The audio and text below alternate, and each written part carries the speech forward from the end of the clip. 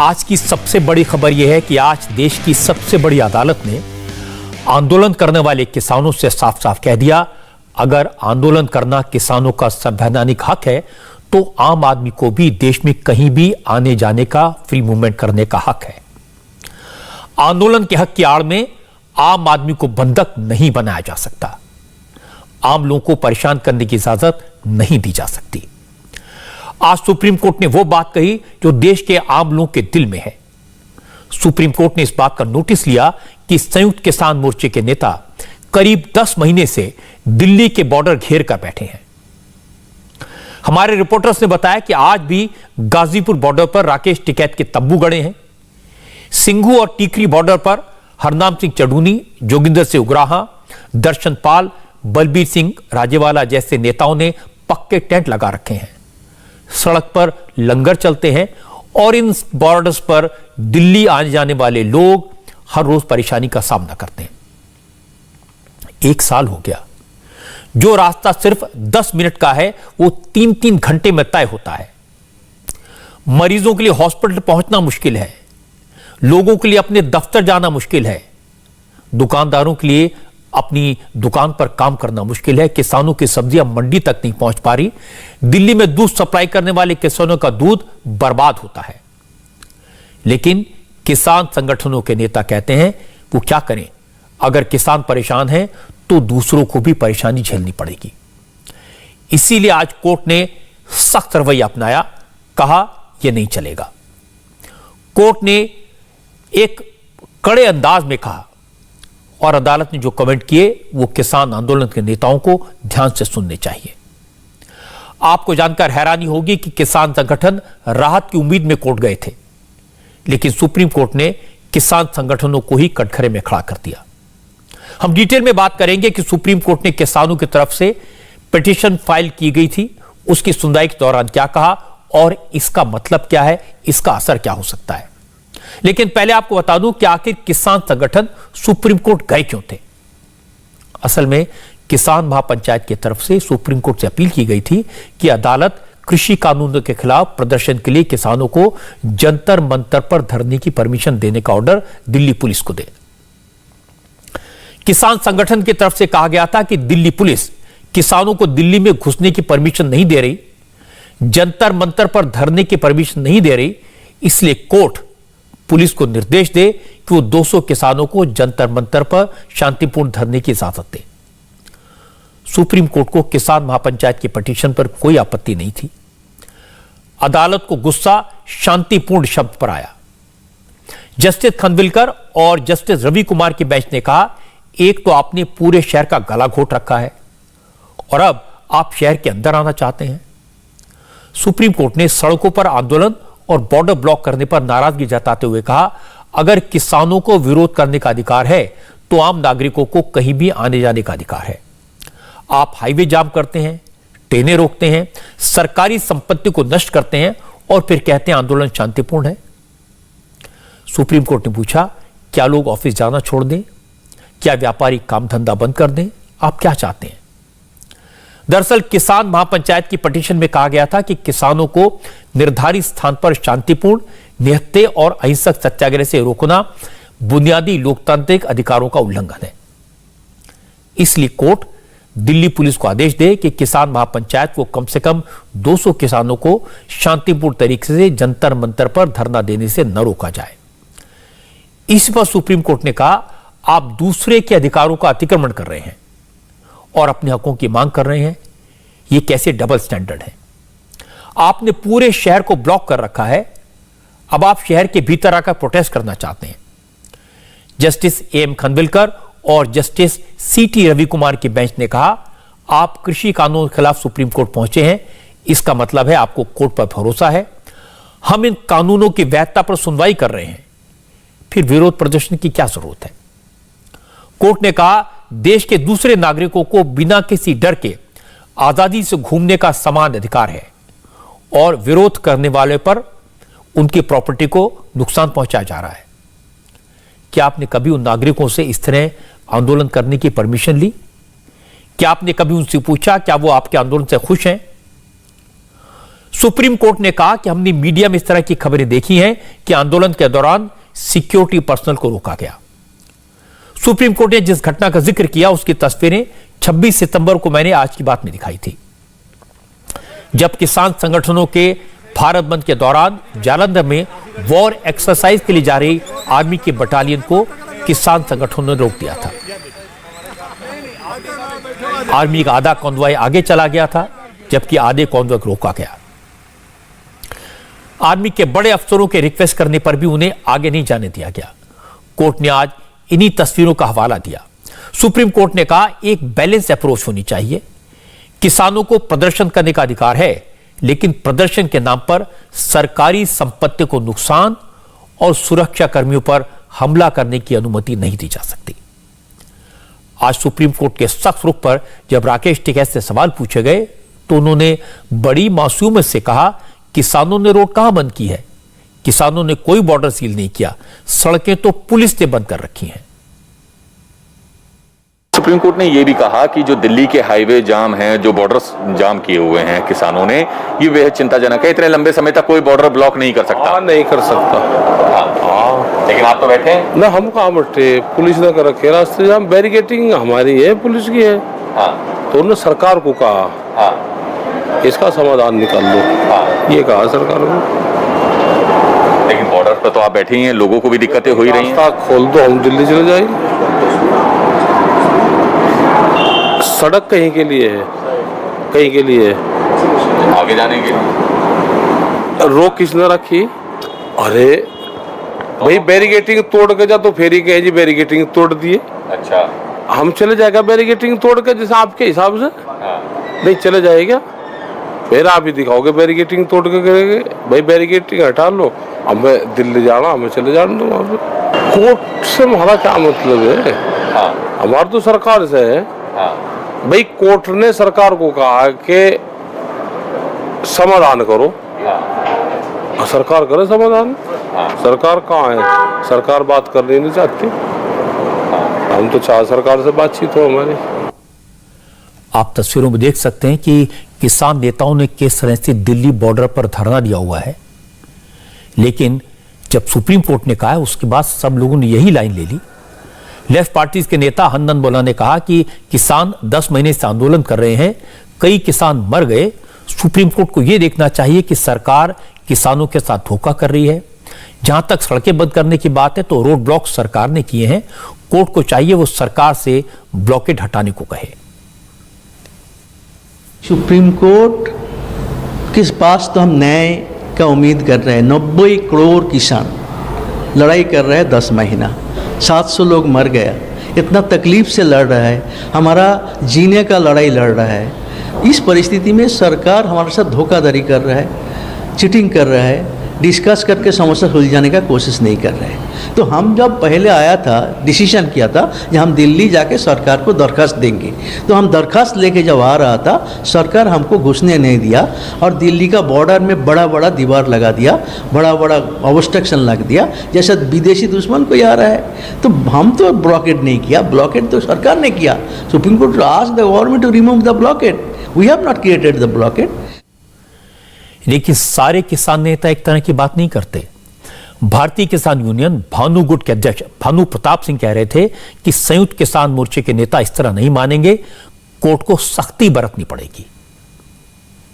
बिना जेल जाए ये न तो टिकरी बॉर्डर खाली होगा, न सिंधु बॉर्डर खाली होगा, न गाजीपुर बॉर्डर खाली होगा।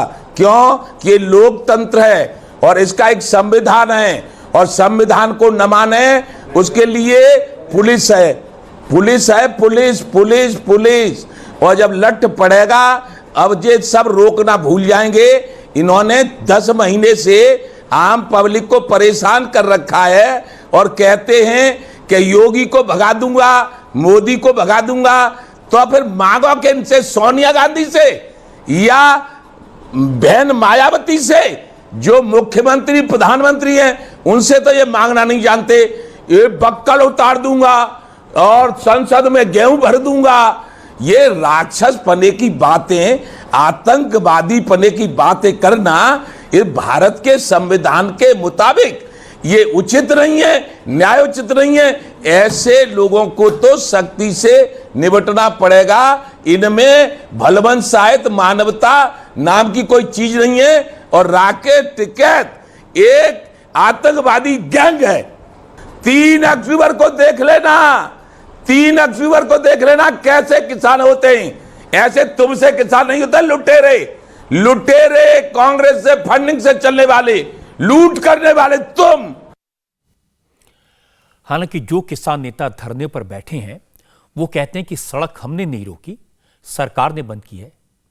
अब सवाल ये, अगर किसान धरने पर बैठेंगे, बॉर्डर सील करेंगे, सड़क पर टेंट लगाएंगे, स्ट्रक्चर खड़े करेंगे, तो रास्ते बंद होना तो लाजमी है। किसान नेताओं ने कहा कि सुप्रीम कोर्ट को उनका पक्ष नहीं पता, पर सुप्रीम कोर्ट ने 3 मेंबर की एक कमेटी कई महीने पहले बनाई थी। किसान नेताओं को कृषि कानूनों पर अपना पक्ष रखने की दावत दी थी। किसान संगठनों ने इस कमेटी से बात करने से मना कर दिया, सुप्रीम कोर्ट के सामने जाने से मना कर दिया। आज एक किसान नेता से पूछा कि अगर वो संसद को नहीं मानते, सुप्रीम कोर्ट की बात नहीं सुनते, तो फिर किसकी बात सुनेंगे? जवाब मिला कि लोकतंत्र में जनता सबसे ऊपर है।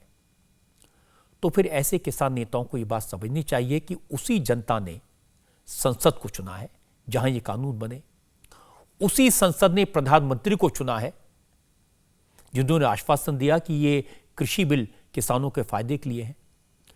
इसलिए बेहतर तो यही होगा कि किसान संगठनों के नेता जनता की चुनी हुई सरकार से बातचीत का सिलसिला फिर से शुरू करें, सुप्रीम कोर्ट की सलाह पर अमल करें। लोकतंत्र में जो संस्थाएं बनी हैं, जो परंपराएं बनी हैं, उन्हीं के माध्यम से रास्ता निकले तो बेहतर होगा। लेकिन संयुक्त किसान मोर्चे के नेताओं का जो रुख है, उससे लगता नहीं कि वो रास्ता निकालने के मूड में है। और ऐसा इसलिए कह रहा हूं क्योंकि आंदोलन करने वाले किसान संगठन सरकार के खिलाफ रोज रोज नए मोर्चे खोल देते हैं। आज ही की बात है, हरियाणा में गुरनाम सिंह चढ़ूनी ने धान की खरीद को लेकर हंगामा शुरू कर दिया। दरअसल सरकार ने धान की खरीद को 10 दिन टालने का फैसला किया है। केंद्र सरकार ने पंजाब और हरियाणा से कहा कि चूंकि इन दोनों राज्यों में पिछले कुछ दिनों में भारी बारिश हुई है, इसलिए धान की खरीद अब 11 अक्टूबर से शुरू की जाए। सरकार का कहना है कि बारिश की वजह से अभी धान में नमी है, इसलिए अभी फसल की खरीद करने से किसानों को नुकसान होगा। लेकिन संयुक्त किसान मोर्चे के नेता इस बात पर अड़े हैं कि धान की खरीद आज से ही शुरू की जाए। आमतौर पर हरियाणा में धान की फसल की खरीद 25 सितंबर और पंजाब में 1 अक्टूबर से होती है, लेकिन इस बार सितंबर में रिकॉर्ड बारिश हुई, इसलिए धान की खरीद शुरू करने में देरी हुई। बस इसी बात को गुरनाम सिंह चढ़ूनी ने इशू बना दिया। हरियाणा में किसानों को सरकार के खिलाफ सड़क पर उतरने की कॉल दे दी। किसानों से बीजेपी और दुष्यंत चौटाला की जेजेपी यानी जननायक जनता पार्टी के हर नेता, विधायक और मंत्री का घेराव करने की कॉल दे दी। मंडियों में ढेर लगे पड़े हैं, ऊपर से बारिश हुई, अनाज की तबाही हो गई, देखा नहीं जाता। पड़ा पड़ा अनाज, पका पकाया धान जो है किसान का खराब हो गया। निर्दयी सरकार ने कहा कि 1 तारीख से खरीद करेंगे। आज ही सूचना मिली है कि एक नया फरमान और आ गया है कि अब 1 तारीख से खरीद नहीं होगी, 11 तारीख से खरीद होगी। हम सरकार को साफ तौर पे चेतावनी देना चाहते हैं कि कल खरीद शुरू कर ले खट्टर साहब, हमारा खून मत जला, हमारा सत मत देख, कल खरीद शुरू कर ले, अच्छा रहेगा। फिर चेतावनी दे रहे हैं, कल खरीद शुरू कर ले, वरना परसों तेरे एमएलए, तेरे एमपी, तेरे नेताओं को इस तरीके से घेरेंगे, घर में बंद करेंगे, उनका कुत्ता भी बाहर नहीं निकल पाएगा। परसों सबके घर घेर लो, भरी हुई ट्रैलियां जीरी की इनके मकानों के आगे अड़ा दो, चाहे एमपी हो, चाहे एमएलए हो, बीजेपी का और जेजेपी का। खाली नहीं बैठेंगे, हमारे पे उजड़ता किसान नहीं देखा जाता, बर्बाद होता किसान नहीं देखा जाता। बिल्कुल साफ चेतावनी दे रहे हैं कि कल सरकार खरीद शुरू कर ले, वरना रिजल्ट बड़ा गंभीर भुगतना पड़ेगा। गुरनाम सिंह चढ़ूनी ने सिर्फ धमकी नहीं दी, अपनी सपोर्टर्स को सड़क पर उतार दिया। आज झज्जर में संयुक्त किसान मोर्चा के कार्यकर्ताओं ने deputy chief minister Dushyant Chautala को काले झंडे दिखाए। दुष्यंत चौटाला एक कार्यक्रम में शामिल होने झज्जर आए थे, लेकिन कई किसान काले झंडों के साथ यहां पहुंच गए। उन्होंने हाईवे जाम करने की कोशिश की, इस दौरान पुलिस से उनकी झड़प भी हुई। पुलिस को वाटर कैनन का इस्तेमाल करना पड़ा। बाद में प्रशासन की तरफ से किसानों से बात करने के लिए कमेटी बनाई गई और 15 किसानों को शांतिपूर्ण तरीके से धरना देने की मंजूरी दी गई। तब जाकर ये किसान शांत हुए। कमेटी प्रशासन और किसानों के तालमेल के लिए बनाई गई थी कि उनमें आपस में टकराव ना हो, क्योंकि प्रशासन के ऊपर बहुत ज़्यादा भारी दबाव था। इसको किसानों ने देखा और उसको समझा कि कहीं ना कहीं प्रशासनिक अधिकारी दबाव में है, इसलिए किसानों ने अपनी कमेटी बनाई। अपने सारे साथियों में से उन्होंने 15 साथियों को चिन्हित किया ताकि वो जाके दुष्यंत चौटाला को काले झंडे दिखा सके। झज्जर की तरह हरियाणा के कई और शहरों में भी किसान सड़क पर उतरे। अंबाला में हाईवे जाम किया गया। यहां भी पुलिस के साथ झड़प हुई। वाटर कैनन का इस्तेमाल हुआ। गुरदाम सिंह चड्डू ने कहा कि जिस तरह हरियाणा के किसान जगह जगह प्रोटेस्ट कर रहे हैं, उसके बाद सरकार को किसानों का रुख समझ लेना चाहिए, लेकिन सरकार किसानों के साथ हमदर्दी दिखाने के बजाय डंडे का इस्तेमाल कर रही है। चड्डूनी ने कहा कि अब किसान पीछे नहीं हटेंगे, नेताओं का घेराव जारी रहेगा। हरियाणा में जो हरियाणा के किसान भाई जगह जगह विरोध कर रहे हैं, हम उनका धन्यवाद करना चाहते हैं। आभारी है उनके जो हरियाणा के अंदर हर जगह पे जहां बीजेपी और जेजेपी का नेता जाता है, उसका बड़े शांतिपूर्वक तरीके से और बहुत जोरदार विरोध करते हैं। और जैसे आज झज्जर में हुआ है, सरकार ने वाटर कैनन का इंतजाम किया और वाटर कैनन में पानी भी जो है वो जो फुहारे में नजर आ रहा है वो गंदा पानी है और ये ह्यूमन राइट के भी विरुद्ध है। ह्यूमन राइट को भी इस पर एक्शन लेना चाहिए। और जिस तरीके से वहाँ पे धक्के मारे हैं तो शर्मसार है, लेकिन हम धन्यवाद करना चाहेंगे अपने किसान भाइयों का जिन्होंने धक्के मारने के बावजूद भी पूरी शांति बनाए रखी है, किसी ने वहाँ पे उपद्रव नहीं किया है, उन सब का धन्यवाद है। और ऐसे ही इंद्री में किया है, इंद्री के किसानों ने बहुत जोरदार तरीके से विरोध किया। बीजेपी के नेताओं को पुलिस की गाड़ियों में निकाल के ले गए हैं। तो हरियाणा के सभी किसानों का हम धन्यवाद करना चाहेंगे, जिस तरीके से आप 2, 3, 4 जगह रोजाना इनके खिलाफ प्रदर्शन कर रहे हो और आप इस आंदोलन को पूरी तरह से धार दे रहे हो। धान की खरीद लेट होने पर सियासत पंजाब में भी हो रही है। किसान संगठनों का हंगामा अमृतसर में भी हुआ, लेकिन यहां किसान नेता बीजेपी का विरोध नहीं कर रहे।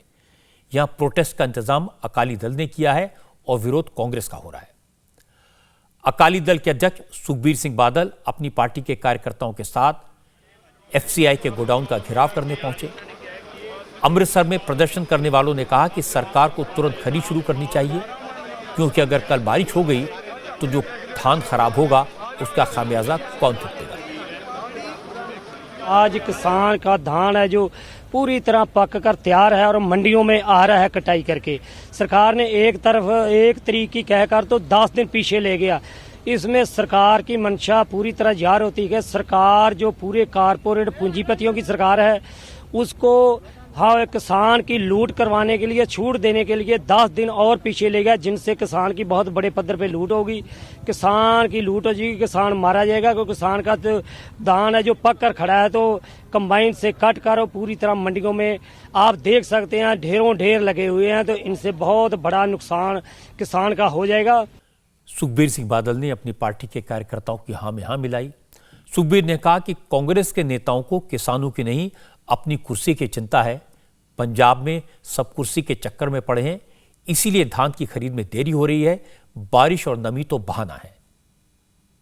सारी पंजाब कांग्रेस सरकार मुख्यमंत्री बनने की लड़ाई लड़ रही है, मंत्री बनने की लड़ाई लड़ रही है, अपनी पावर दिखाने की लड़ाई लड़ रही है। इसका और नुकसान और किसान का हो रहा है।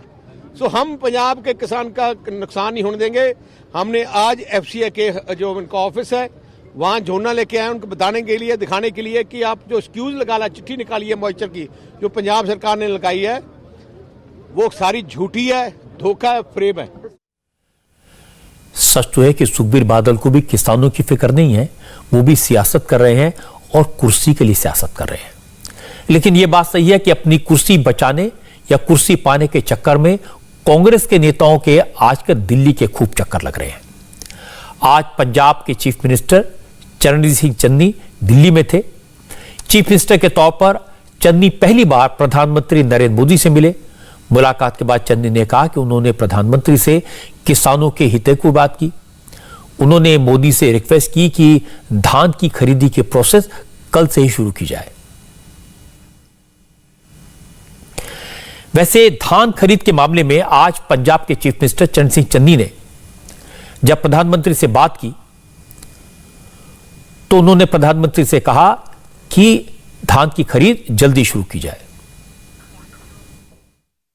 पंजाब में प्रोक्योरमेंट का सीजन शुरू हो रहा है, उसमें पहले जो प्रोक्योरमेंट है वो 1 से शुरू होती है, 1 अक्टूबर से, लेकिन इस बार केंद्र सरकार ने उसको 10 अक्टूबर से कर दिया है। आज तक कभी भी पोस्टपोन नहीं हुई है, प्रीपोन तो हुई है पिछले 50-70 सालों में। सो मैंने उनको रिक्वेस्ट की है कि आप इसको अभी शुरू करवाएं, तो उन्होंने मुझे विश्वास दिलाया कि मैं बात करके इसका हल करूंगा। और इसके बाद चन्नी ने बताया कि उन्होंने प्रधानमंत्री से 3 कृषि कानूनों के बारे में बात की, इन कानूनों को रद्द करने की गुजारिश की। पंजाब खेती प्रधान सूबा है, एग्रीकल्चर हमारी मेन इनकम है, सोर्स ऑफ लिविंग है। तो मैंने उनको कहा है कि जो ये 3 बिल का झगड़ा है इसको ख़त्म करो। उन्होंने मेरी बात बड़े ध्यान से सुनी है और मुझे कहा है कि वो भी इसका कोई हल ढूंढना चाहते हैं और इस दिशा में चल रहे हैं। किसानों से मैंने उनको डायलॉग शुरू करने की बात की है, जो पिछले समय से टूटा हुआ है, क्योंकि डायलॉग से ही बात हल होगी। सो मैंने उनको कहा है कि ये तीनों बिल इनको ख़त्म होना चाहिए। उन्होंने अपने व्यूज़ दिए हैं, लंबी बात हुई है, वो भी हल करना चाहते हैं इस मसले को। आपने किसानों की बात सुनी, किसान संगठनों के नेताओं की धमकियां सुनी, कांग्रेस और अकाली दल के नेताओं के बयान सुने। अब इन सब बातों में कितनी हकीकत है, कितना फसाना है, यह समझना भी जरूरी है। असल में किसान भी इस बात को समझते हैं कि अगर उन्होंने अभी धान बेची तो उन्हें नुकसान होगा। धान की कीमत कम मिलेगी क्योंकि नॉर्मल धान का एमएसपी 1940 रुपए प्रति क्विंटल है।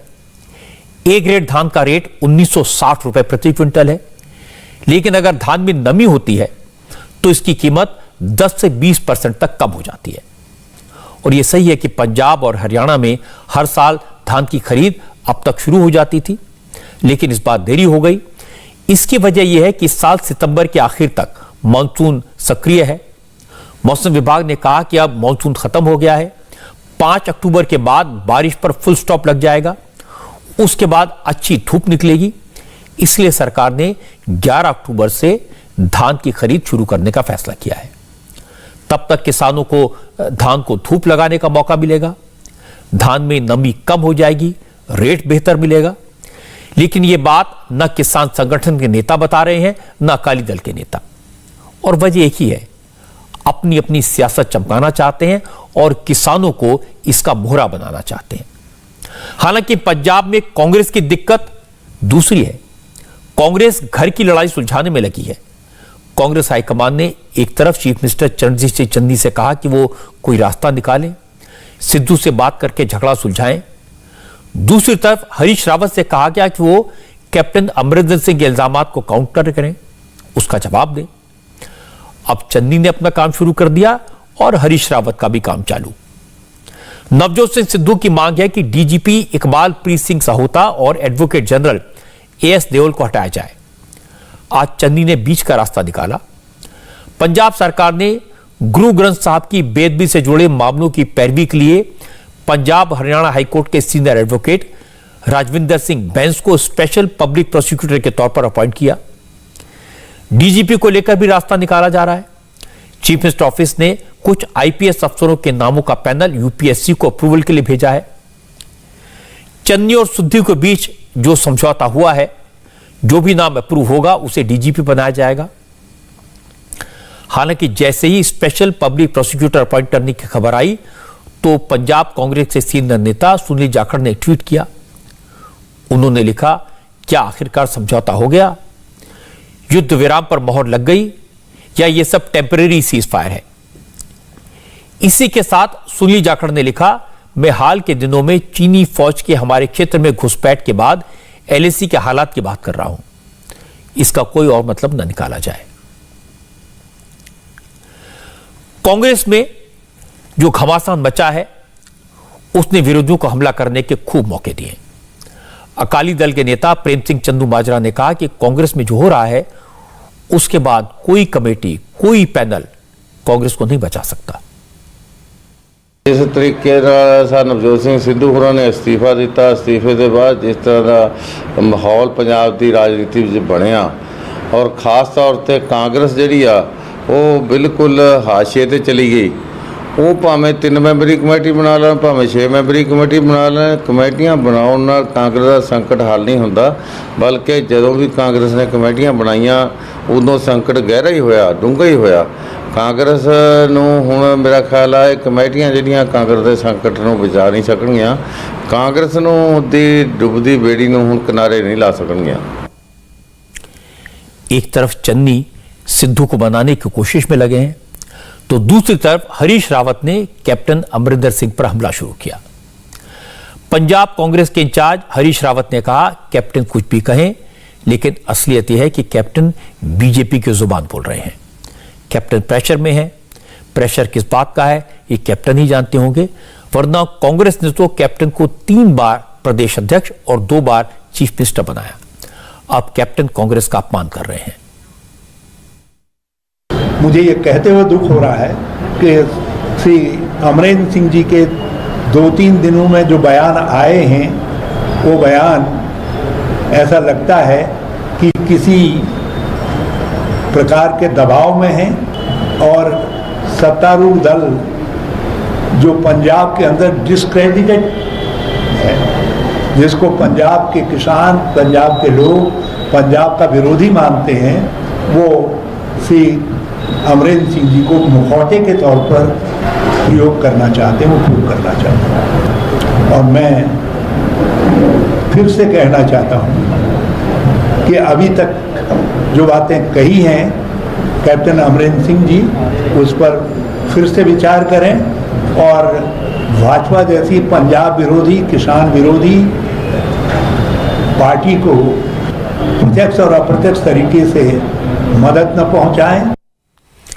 और इसके बाद हरीश रावत ने कैप्टन अमरिंदर सिंह पर झूठ बोलने का इल्जाम लगाया। कैप्टन ने कहा था कि सोनिया गांधी ने उन्हें फोन करके इस्तीफा देने को कहा। कैप्टन ने कहा था उन्हें बताए बगैर विधायक दल की मीटिंग बुलाई गई, उन्हें अपमानित किया गया। लेकिन हरीश रावत ने कहा ये दोनों बातें झूठ हैं। कैप्टन ने खुद सोनिया गांधी को फोन करके इस्तीफा देने की पेशकश की थी और विधायक दल की मीटिंग की जानकारी कैप्टन को एडवांस में दी गई थी। कैप्टन ने खुद ही मीटिंग में आने से इनकार कर दिया था। आज ये कहा जा रहा है कि मुझे नहीं बताया गया कि सीएलपी की मीटिंग बुलाई जाए। मैं शपथ पूर्वक कह रहा हूं कि मैंने 3 दिन कोशिश की और मैं अपने मुख्यमंत्री से बातचीत नहीं कर पाया। अनंतो गत्वा पार्टी के अंदर कुछ बहुत ही दुर्भाग्यपूर्ण घटित ना हो, इसलिए हमने सीएलपी की मीटिंग बुलाने का निर्णय लिया और उस निर्णय की सूचना मैंने कुछ स्रोतों से माननीय मुख्यमंत्री को दे दी और उनके कार्यरत प्रभारियों को दे दी और मुख्यमंत्री जी ने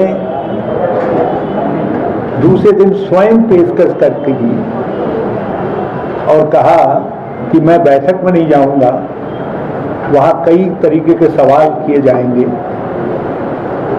मैं वो एम्बैरेसमेंट नहीं झेलना चाहता, इसलिए मैं त्यागपत्र दे रहा हूँ। और कांग्रेस अध्यक्षा से उन्होंने बातचीत की और गवर्नर के पास जाकर के त्यागपत्र दिया। तो इसलिए ये कहना कि श्री अमरिंदर सिंह जी के साथ कोई बेअदबी की गई या उनको ह्यूमिलेट किया गया, उनका मान सम्मान नहीं रखा गया, ये बिल्कुल तथ्यों से परे। और इसके बाद हरीश रावत ने कहा हकीकत यह कि कैप्टन अमरिंदर सिंह ने उन वादों पर काम नहीं किया जो कांग्रेस ने चुनाव के वक्त जनता के लिए किए थे।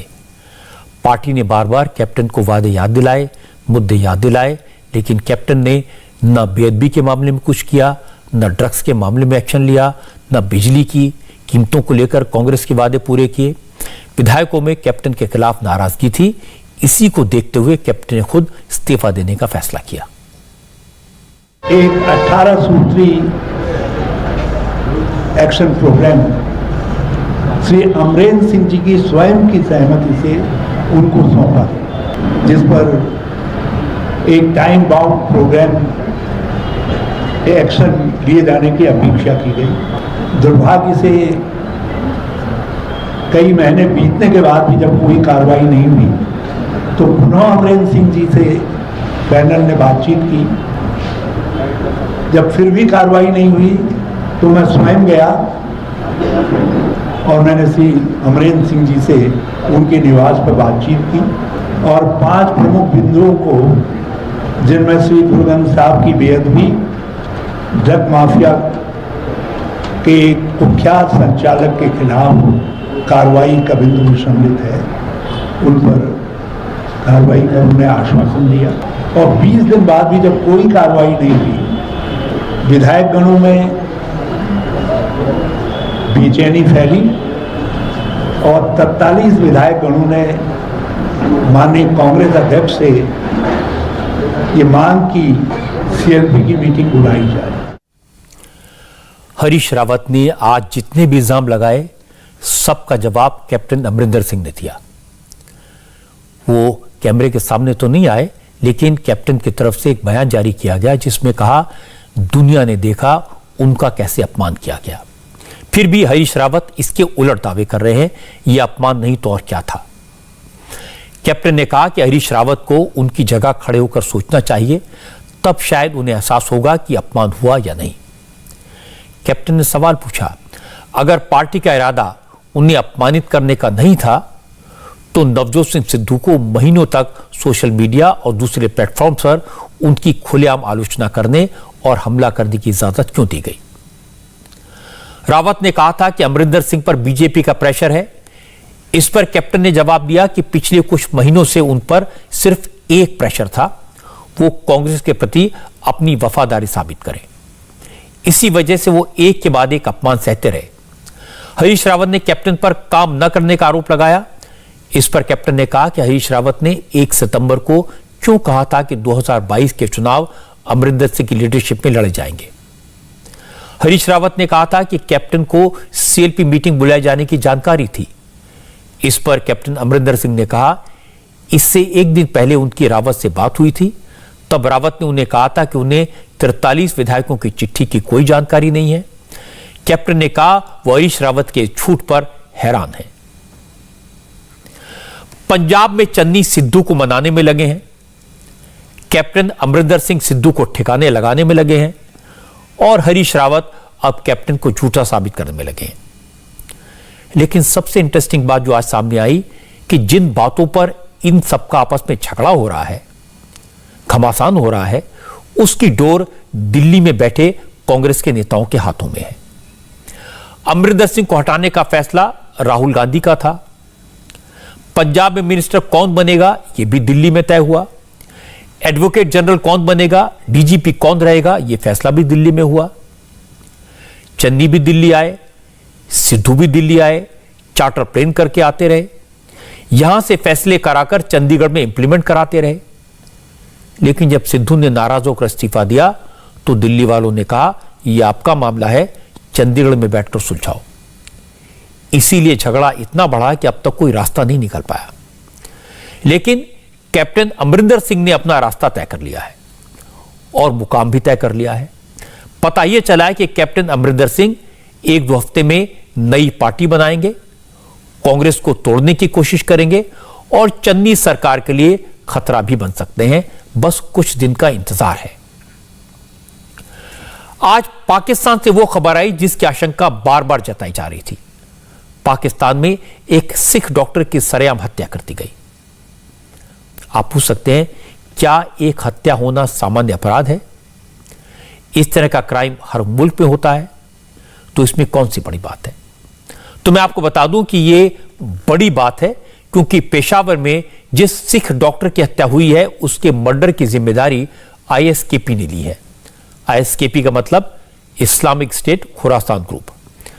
पेशावर में सिख की हत्या का मतलब है अब पाकिस्तान में भी सिख सुरक्षित नहीं है। अफगानिस्तान में तालिबान के कब्जे के बाद से आशंका जताई जा रही थी कि अब अफगानिस्तान और पाकिस्तान दोनों देशों में माइनॉरिटीज के लोगों पर जुल्म बढ़ेंगे। अफगानिस्तान हो या पाकिस्तान, दोनों देशों में माइनॉरिटीज में सिखों की आबादी सबसे ज्यादा है। इसीलिए आतंकवादी ग्रुप सिखों को ज्यादा निशाना बनाते हैं। आज पाकिस्तान की घटना से अफगानिस्तान के सिख डरे हुए हैं। पाकिस्तान में सिख हिंदुस्तानी सिख भाइयों से मदद मांग रहे हैं, भारत सरकार से दखल देने की अपील कर रहे हैं। पाकिस्तान के पेशावर में एक सिख डॉक्टर की जो दिन दहाड़े हत्या की गई, वो हत्या चारसद्दा रोड इलाके में सतनाम सिंह का क्लिनिक था। पेशे से हकीम थे, पिछले 20 साल से यूनानी दवाखाने को चला रहे थे। पेशावर के जोगनशाह इलाके में रहते थे, लेकिन कल जिस वक्त तो अपने क्लिनिक में बैठे थे, उसी दौरान हमलावर आए, दवाखाने के अंदर दाखिल हुए, सतनाम सिंह पर पिस्तौल तान दी और फिर एक के बाद एक 4 गोलियां मारी। सतनाम सिंह की मौके पर ही मौत हो गई। अब लोगों को यह समझ नहीं आ रहा कि जिस शख्स की किसी से कोई दुश्मनी नहीं थी, जो लोगों की जान बचाने का काम करते थे, दहशतगर्दों ने उनकी जान क्यों ली। पाकिस्तान से जो जानकारी मिली है उसके मुताबिक पेशावर में डॉक्टर सतनाम सिंह बहुत मशहूर शख्सियत थे। उनके क्लिनिक पर इलाज के लिए हिंदुओं या सिखों से ज्यादा मुसलमान आते थे। फिर सतनाम सिंह को गोली क्यों मारी गई? पेशावर के लोग तो उस वक्त हैरान रह गए जब डॉक्टर सतनाम सिंह की हत्या की जिम्मेदारी इस्लामिक स्टेट खुरासान ने ली। यह वो संगठन है जिसने कुछ दिन पहले काबुल एयरपोर्ट पर सुसाइड बम ब्लास्ट को अंजाम दिया था। यह वो संगठन है जिसने इस हमले की जिम्मेदारी लेकर एक लेटर भी जारी कर दिया। पाकिस्तान की पुलिस दावा कर रही है कि वो अपराधियों को जल्दी पकड़ेगी, लेकिन हकीकत यह है कि हमलावर बेखौफ होकर आए, फायरिंग करके आराम से चले गए और पुलिस अब तक सिर्फ दावे कर रही है। सिख डॉक्टर की हत्या से पाकिस्तान में जो सिख रहते हैं उनमें डर भी है, गुस्सा भी है। आज इमरान खान की पार्टी के इकलौते सिख सांसद गुरदीप सिंह ने डॉक्टर सतनाम सिंह की हत्या का मुद्दा पाकिस्तान के सेनेट में उठाया। सेनेटर गुरदीप सिंह ने कहा कि पाकिस्तान में सिख कौम को टारगेट किया जा रहा है, सिखों की किलिंग्स हो रही हैं और इससे पहले भी कई सिख भाई की हत्या की जा चुकी है। सरकार को चाहिए कि तुरंत सिखों की सिक्योरिटी का इंतजाम किया जाए, क्योंकि वो सारे खौफ में हैं, अपनी सुरक्षा को लेकर चिंता में हैं। अक़लियतों की कत्ल वगैरह का सिलसिला एक मरतबा फिर शुरू हो गया है और कल खैबर पुख्तूनख्वा चारसद्दा रोड पेशावर पर सिख हकीम संत सतनाम सिंह का कत्ल कर दिया गया है।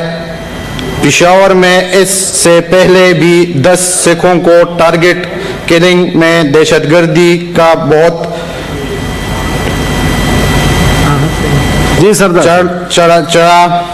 चढ़ाया चुका है। इससे तमाम दहशतगर्दी के वाक़यात की आम भरपूर मज़म्मत करते हैं। इंटीरियर मिनिस्टर साहब से ये गुजारिश करते हैं कि खैबर पुख्तूनख्वा में IG और CPO के सरबराही में एक तफ्तीशी कमेटी तश्कील दी जाए ताकि कातिलों को मास्टरमाइंड को पकड़ा जाए। इनकी जल्द अज जल्द गिरफ्तारी और सख्त सज़ा का मुतालबा करते हैं, तभी मकतूल के ख़ानदान को इंसाफ मिलेगा। इस चीज़ से हमारे भाई को भी टारगेट किया गया था, MPA सुरन सिंह साहब को, और हमारे KPK में जितने सिख भाई रहते हैं उनको तहफ़्फ़ुज़ चाहिए। और मैं आपके नोटिस में ये लाना चाहता हूँ कि हमारे सिख भाई जो हैं वो इस टाइम बहुत तशवीश में हैं और उनकी हौसला अफजाई होनी चाहिए ताकि ऐसे हालात और ऐसे दहशतगर्दी से इस मुल्क को और इस कौम को निजात मिले। पाकिस्तान में सिखों की क्या हालत है इसका अंदाजा आपको गुरदीप सिंह की बात सुनकर लग गया होगा, लेकिन अगर आपने गौर से देखा होगा तो आपने नोट किया होगा कि जब एक सिख सेनेटर पार्लियामेंट में खड़े होकर सिखों पर होने वाले जुल्मों की बात कर रहे हैं, सिख डॉक्टर की हत्या का मसला उठा रहे हैं, उस वक्त उनकी अपनी पार्टी तहरीक इंसाफ पार्टी के एक एमपी गुरदीप सिंह की तरफ देखकर मुस्कुरा रहे थे, सिखों की हत्या की बात पर हंस रहे थे। इसके बाद जब गुरदीप ने कहा कि इस तरह की घटना से पाकिस्तान के सिखों में खौफ है, सिखों को सिक्योरिटी दी जाए, तो ये एमपी हंसते हुए वहां से उठकर चले गए। पाकिस्तान में ये सिखों की हालत है। अब पाकिस्तान के सिखों ने भारत में रहने वाले सिख परिवारों से, रिश्तेदारों से, भारत के सिख नेताओं से मदद मांगी है और ऐसे मामलों में मदद के लिए मनजिंदर सिंह सिरसा हमेशा आगे रहते हैं। आज सिरसा ने पाकिस्तान में मौजूद भारतीय सिखों से कहा कि वो सतनाम सिंह के परिवार से जाकर मिलें, पुलिस पर प्रेशर बनाएं ताकि सतनाम सिंह के परिवार को इंसाफ मिल सके। लेकिन इसके बाद सिरसा ने बड़ी बात कही। उनका कहना है कि पाकिस्तान में सिखों को टारगेट इसलिए किया जा रहा है क्योंकि इमरान सरकार ऐसे लोगों को सपोर्ट करती है जो माइनॉरिटीज के खिलाफ हैं। सतनाम सिंह जो थे वहाँ पे एक हकीम के तौर पर, डॉक्टर के तौर पर काम करते थे और ISKP जो एक इंटर स्टेट खुस्माना प्रोविंस, उन्होंने वहाँ पे एक ये दहशत गर्दी की एक संस्था बना रखी है जो कि एक कट्टरवाद को बिलोंग करते हैं और इनका ये मानना है कि ये खाली यहाँ पे इस्लाम के लोग ही रह सकते हैं। ये वो संस्था है ISKP जिन्होंने काबुल के अंदर कुछ दिन पहले बम ब्लास्ट किया जिसके अंदर आर्मी के US आर्मी के बहुत सारे लोग मारे गए। अब इन्होंने आज इस कल के कत्लेआम को इन्होंने इसकी रिस्पॉन्सिबिलिटी ली है। पाकिस्तान की एक बहुत बड़ा चैलेंज क्या है, पाकिस्तान के जो प्रधानमंत्री हैं वो अपने आप को सेक्युलर बताने की कोशिश करते हैं, लेकिन वहाँ का जो कट्टरवाद सिस्टम है वो उसको साथ लिए बिना चल नहीं सकते। अब वहाँ पे बड़ा स्पष्ट हो चुका है कि वहाँ के लोग किसी भी सूरत के अंदर किसी और धर्म को वहाँ पे नहीं आने देना चाहते। यहाँ तक कि जब करतारपुर साहिब का लांघे की बात हुई, करतारपुर साहिब के सुंदरीकरण का काम किया गया, तो उसके ऊपर भी वहाँ के जो कट्टर लोग थे, रिजवी जैसे लोग, उन लोगों ने बहुत बुरे भले शब्द बोले इमरान खान को भी और गुरु साहब के बारे में भी। अब ये एक बहुत बड़ा वहाँ चैलेंज है कि सरकार चाहे या ना चाहे, वहाँ के जो कट्टरवाद है वो सरकार पे बहुत भारी है, इसलिए सरकार उनकी बात माननी ही पड़ेगी। हमारे लोगों की जो सुरक्षा है वो सरकार चाहकर भी अब नहीं कर पा रही। प्रोमिनेंट पर्सनैलिटी थी हकीम के तौर पर, उनको लोग खालसा, हकीम खालसा कहते थे वहाँ पर, और उनका अपनी कम्युनिटी के साथ साथ जो इस्लामिक लोग हैं, मुसलमान कम्युनिटी है, उसके ऊपर भी बहुत इन्फ्लुएंस था क्योंकि वो एक हकीम के तौर पर थे। अब वहाँ पे ये कंसेप्ट शुरू से रहा है अफगानिस्तान में भी और पाकिस्तान में भी कि जब आपको कम्युनिटी में दहशत फैलानी है तो जो कम्युनिटी का लीडर है, कम्युनिटी की प्रोमिनेंट पर्सनैलिटी है, उसको टारगेट करो। तो कल उसको उसी नजरिए से टारगेट किया गया होगा, जो मैं मानता हूं, मुझे तो जानकारी नहीं है, लेकिन जब आज रिस्पॉन्सिबिलिटी ले ली ISKP ने, उसके बाद ये एक बहुत सबके लिए चिंता का विषय बना और फिर समझ में आया कि उनका पर्पस क्या है। कल तक ऐसा लग रहा था हो सकता है कोई लोकल दुश्मनी हो, कोई और भी बात हो सकती है, निजी कारण भी हो सकते हैं, लेकिन अब ये बात जब उन्होंने रिस्पॉन्सिबिलिटी ली है तो अब ये समझ में आया कि ये पाकिस्तान का इशू नहीं है, ये एक इंटरनेशनल इशू है जो अफगानिस्तान के सिखों को भी प्रभावित करेगा, माइनॉरिटीज को भी और पाकिस्तान की भी। अब आज की अच्छी खबर आपको बता दूं, अब देश में स्वच्छता मिशन का फेज 2 शुरू होगा। स्वच्छता मिशन के पहले फेज में देश में शौच से, खुले में जो शौच था उससे एक आजादी मिल गई, जिसे कह सकते हैं डेफेकेशन फ्री हो गया, ओपन डेफेकेशन अब नहीं होता। अब दूसरे शहरों को गार्बेज फ्री बनाने का लक्ष्य है। आज प्रधानमंत्री नरेंद्र मोदी ने स्वच्छता मिशन के दूसरे फेज का ऐलान किया। मोदी ने कहा कि गार्बेज फ्री सिटी बनाने का लक्ष्य रखा गया है क्योंकि 2014 में जब देश में स्वच्छता मिशन शुरू किया गया था तब हर दिन पैदा होने वाले वेस्ट का 20% से भी कम प्रोसेस होता था। आज हम करीब 70% डेली वेस्ट प्रोसेस करते हैं, अब इसे 100% तक लेकर जाना है। मोदी ने कहा कि मिशन 2.0 के जरिए हमें शहरों से कूड़े के पहाड़ों को नई तकनीक के जरिए खत्म करना है।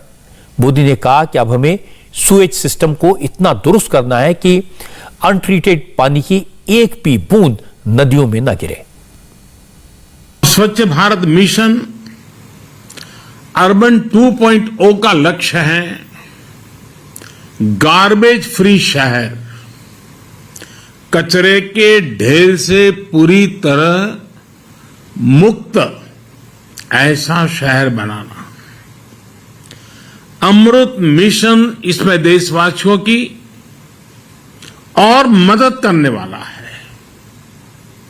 शहरों में 100% लोगों की साफ पानी तक पहुंच हो, शहरों में सीवेज का बेहतरीन प्रबंधन हो, इस दिशा में हम आगे बढ़ रहे हैं।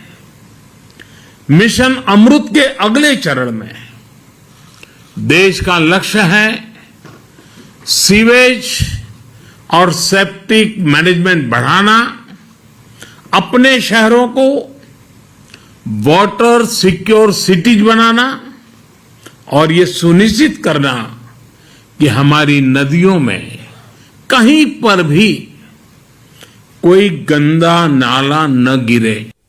अब मैं आपको एक आईएएस टॉपर की बात सुनाना चाहता हूं। इनकी आजकल बहुत चर्चा है। ये वो टॉपर हैं जिनके टिकटॉक वीडियो सोशल मीडिया पर खूब सर्कुलेट होते हैं। इनकी तस्वीरों के साथ साथ इनकी साड़ी की डिजाइन के बारे में भी बहुत बातें होती हैं। असल में कुछ दिन पहले यूपीएससी ने सिविल सर्विसेज के जब एग्जाम्स के नतीजों का ऐलान किया तो उसमें अपाला मिश्रा का जिक्र हुआ। वो 9वें रैंक पर आई हैं। लेकिन सबसे बड़ी बात यह कि अपाला मिश्रा को इंटरव्यू में इतने नंबर मिले जितने यूपीएससी के इतिहास में अब तक किसी कैंडिडेट को नहीं मिले। अपाला ने एक नया रिकॉर्ड बनाया। अपाला को 275 में से 215 नंबर मिले, यानी 78% मार्क्स अकेले इंटरव्यू में स्कोर किए, जो एक नया रिकॉर्ड है। अभी तक आईएएस के इंटरव्यू में किसी कैंडिडेट को सबसे ज्यादा 212 नंबर मिले थे। अपाला ने यह रिकॉर्ड तोड़ दिया।